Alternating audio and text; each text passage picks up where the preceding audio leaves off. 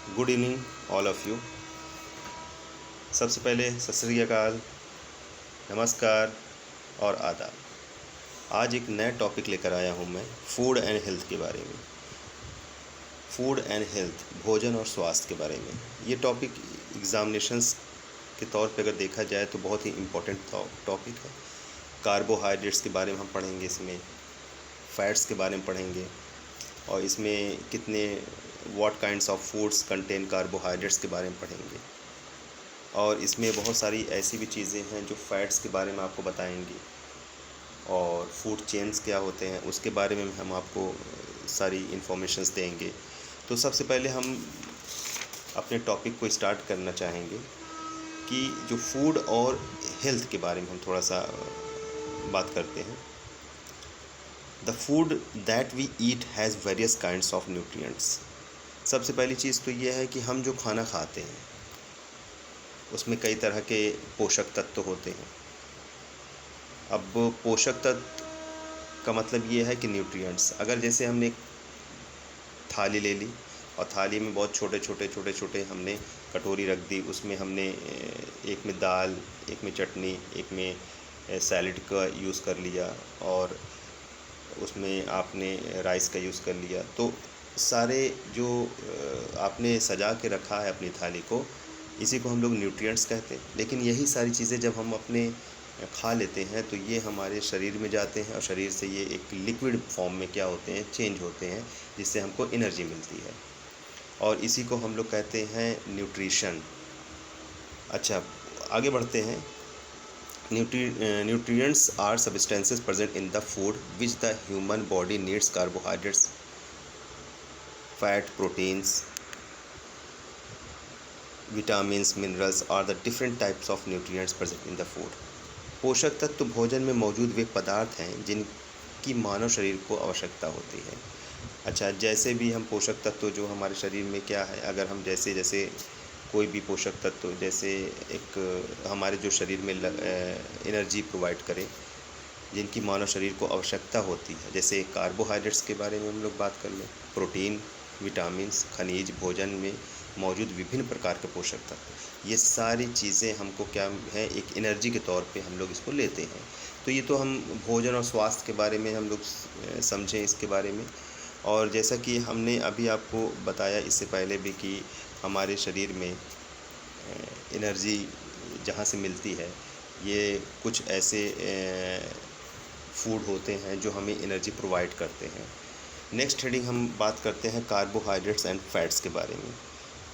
तो कार्बोहाइड्रेट्स हमको कौन से ऐसे मतलब फ्रूट्स होते हैं जो हमको कार्बोहाइड्रेट्स देते हैं, कौन से ऐसे फ्रूट्स होते हैं जो फैट्स हमको देते हैं, तो इसके बारे में भी हम आपको आगे बताएंगे। The human body works all the time. हमारी जो बॉडी होती है वो हमेशा क्या करती है, मानव शरीर हर समय काम करता रहता है। इवन वेन वी स्लीप, अगर यहाँ तक कि हम जब सोते हैं, हम जब चलते हैं, हम सांस लेते हैं, या फिर हम खाना खाते हैं, तो शरीर कुछ न कुछ काम करता ही रहता है।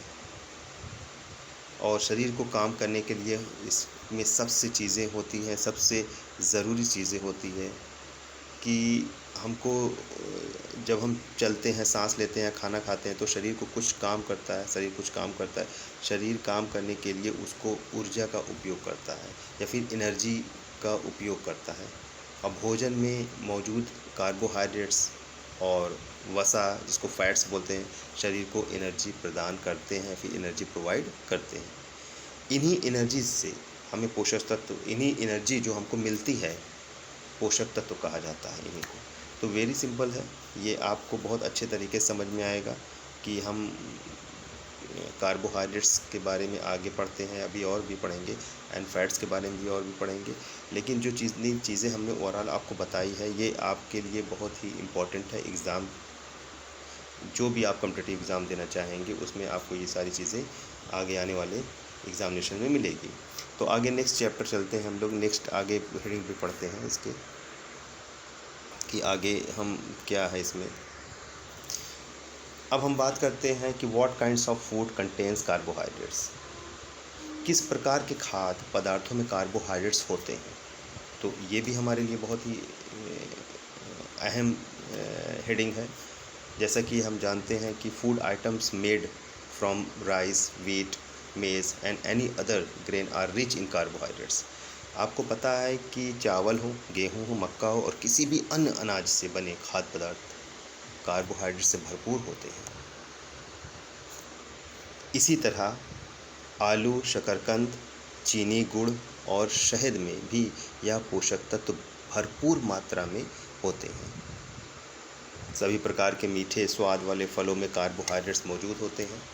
चाहे हम कार्बोहाइड्रेट से भरपूर कुछ फलों के नाम भी हम आपको ये भी कह सकते हैं कि आप कुछ ऐसे फलों के मैं पूछ सकता हूँ कि कुछ ऐसे फलों के नाम बताइए जो कार्बोहाइड्रेट से बिल्कुल भरपूर हों। तो आप अगर इस क्वेश्चन का आंसर देना चाहते हैं तो कमेंट्स में हमारे इसको आंसर लिखकर आप भेज सकते हैं। बाकी मैंने ऊपर तो बता ही दिया है फ़िलहाल कि सबसे ज़्यादा जो चावल, गेहूं, मक्का और किसी भी अन्य अनाज से बने खाद्य पदार्थ उन कार्बोहाइड्रेट से भरपूर होते हैं। तो हम अगली हेडिंग में बढ़ते हैं। What kinds of food contains fats. किस प्रकार के खाद्य पदार्थों में वसा होती है। वसा मतलब फैट्स होता है। तो चलिए देखते हैं हम कि हम कौन सा ऐसा फूड्स होते हैं जो बहुत सारे उसमें क्या पाए जाते हैं, फैट्स पाए जाते हैं। तो body needs small amount of fats to perform certain functions. अगर हम लोग देखें तो बॉडी को बहुत ज़्यादा अमाउंट में हमको फैट्स की ज़रूरत नहीं पड़ती, लेकिन सर्टेन फंक्शंस करने के लिए, कुछ फंक्शंस करने के लिए, बॉडी को परफॉर्म करने के लिए हमको उसमें फ़ैट्स की ज़रूरत पड़ती है। जैसे अभी milk and milk product such है, जैसे क्रीम है, घी है and butter have high amount of fats. अगर बटर की बात करें, घी की बात करें तो इसमें भी क्या है कि बहुत सारे अमाउंट ऑफ फैट्स होते हैं। जैसे शरीर को कुछ कार्य करने के लिए थोड़ी मात्रा में वसा की आवश्यकता होती है। दूध और दूध से बने जितने भी उत्पाद हैं, प्रोडक्ट हैं, जैसे घी है, मक्खन है, में वसा क्या होती है, इसमें फ़ैट्स बहुत ज़्यादा होते हैं।